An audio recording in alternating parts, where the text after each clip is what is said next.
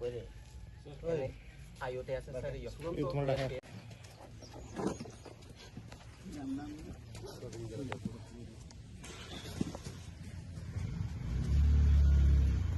খেলাধুলা করতো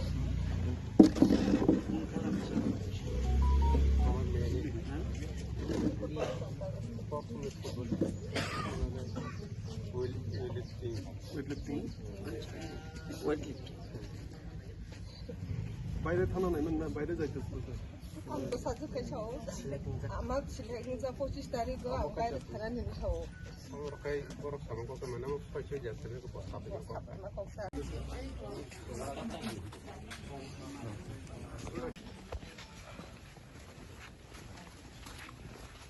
মর্মান্তিক মৃত্যু ঘটনা সংঘটিত হয়েছে, পরিবারের সাথে কথা বললেন, গোটা বিষয়কে ঘিরে কি প্রতিক্রিয়া?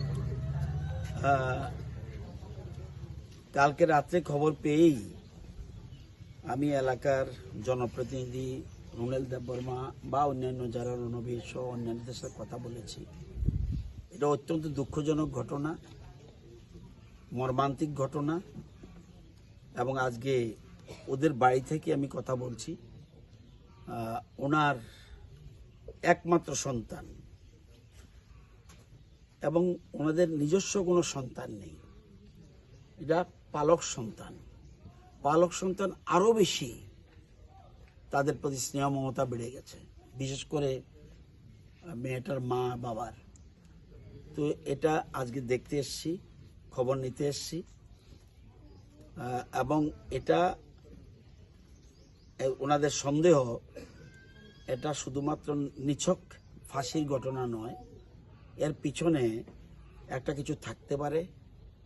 এটা ফাঁসি দিলে কেন ফাঁসি দিল, কি কারণে ফাঁসি দিল, বা ফাঁসি না হয়ে এমনও তো হতে পারে কেউ মেরে ফেলেছে।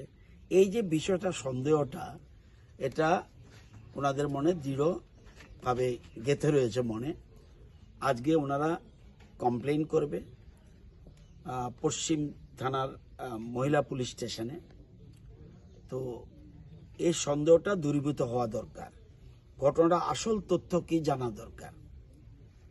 এবং আমাদের সরকার, বিশেষ করে মুখ্যমন্ত্রী মানিক শাহ মহোদয় এবং স্পোর্টস মিনিস্টার, ওনারা যথেষ্ট সচেতন মানুষ। আমার বিশ্বাস এটার যে আসল রহস্য কি, আসল ঘটনা কি, এটাকে খুঁজে বের করবে।